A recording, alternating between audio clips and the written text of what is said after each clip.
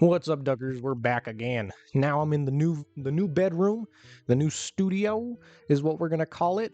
It still may echo just a little bit. We haven't really fully set up. I actually have a folding table and a PlayStation out playing The Witcher. But I decided that we're gonna talk about Overwatch a little bit today. Keep on the trend of what's been going on the channel.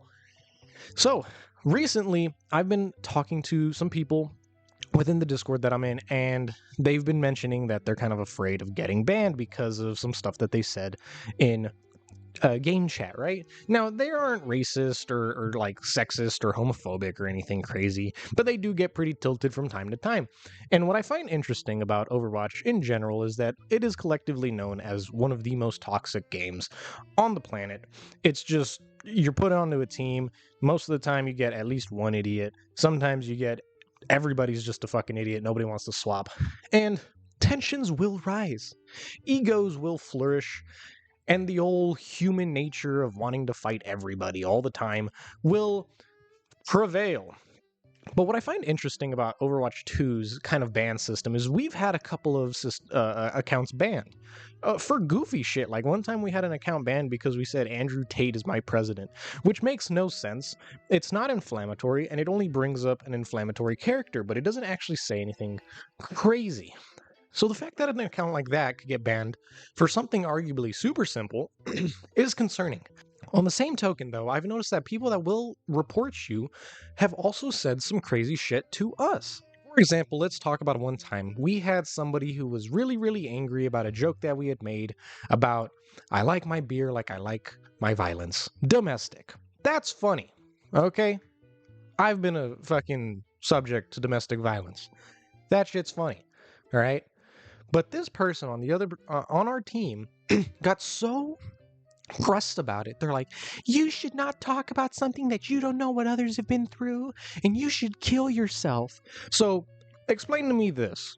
They can say some shit like that to actively tell me to harm myself and kill myself over a joke, by the way, and then they perpetuate it by assuming that we don't have the experience because of some arbitrary unit of measurement, and I will get banned, but they will not.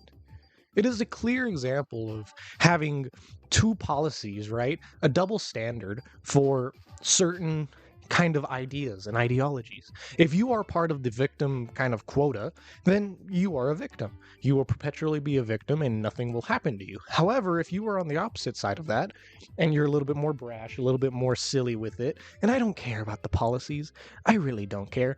I grew up in fucking COD lobbies, okay? You know how many times I got told to shut the fuck up because I'm a squeaker and that I was dog shit and that they're gonna come and bang my mom? Literally all the time. You don't wanna know what I did? I got good enough that I could drop a 30 bomb on them and fucking leave the game. That's what you do to prove people wrong. You know, you just get better than them. Get good. But what I've noticed is we're having this trend of games starting to do this to kind of keep I want to say a clean and a friendly and an advertiser positive environment, which understandable, money makes the world go round. I'm not going to deny that.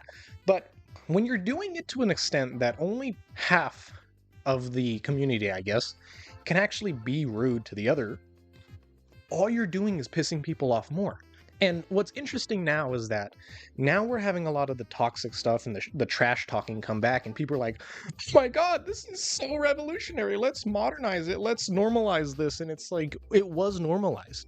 The issue is that you had a bunch of people crying about it and basically complaining to the point that they had to start implementing these literal voice chat bans, team chat bans, perma bans, all this stuff. And I understand to an extent that you want your community to be nice. I don't think actual racism should be on platforms. I don't think actual sexism should be on stuff. But when you perpetuate this thing that no jokes can be made of that nature, it all has to be vanilla, it all has to be PC, all you're doing is making people who already don't like that stuff, who are already on the opposite side of that, all you're doing is pissing them off more, and you just radicalize them even more. It's the same reason why talk to anybody that's like 28 plus and they all say the same goofy shit. It's like, kids these days are too soft. And it's like, well, yeah, who's the one that put the litigation into the system that made them soft? You did, goofball. So I just find it super disingenuous to have all these different measurements and all these different quotas and rules on certain things when you have it in a game that is very toxic in its very nature. And if I can't talk shit to somebody in fear of getting an account that has a couple $100 into it banned, but they can say some shit to me and they won't get banned, I find that super annoying. I find it very annoying. And Overwatch's community in general has been like this since the dawn of it, right? As soon as Tracer's cheeks showed up on the screen, everybody was just like, you fucking suck it, Widow. Completely understandable. And you should be able to let them know that. And I should be able to ignore it. And I should be able to throw it back. So, overall, I think that Overwatch, and just games in general, this isn't just an Overwatch thing, but games in general have kind of lost the beauty of the trash talk, of the competition, especially when you have a competitive environment. If you're going to have a hyper-competitive video game that is marketed as such, that has certain systems that do that, then it should have a little bit more leniency and a little bit more understanding of how the player base is going to be. And those of you who can't handle it, who can't handle getting told that you suck on Reinhardt because you keep charging in, those of you that think that you're a really good Kiriko but you're doing nothing but damage, you're not a damage character, you should be able to fucking handle it. And if you don't like it, go play Animal Crossing. So, that's just my opinions on this. Is it a ramble session? Yes. Is it fucking linear? No. But I think a lot of you can agree. We've taken games that used to be super fun, and now some games are coming back with the toxicity.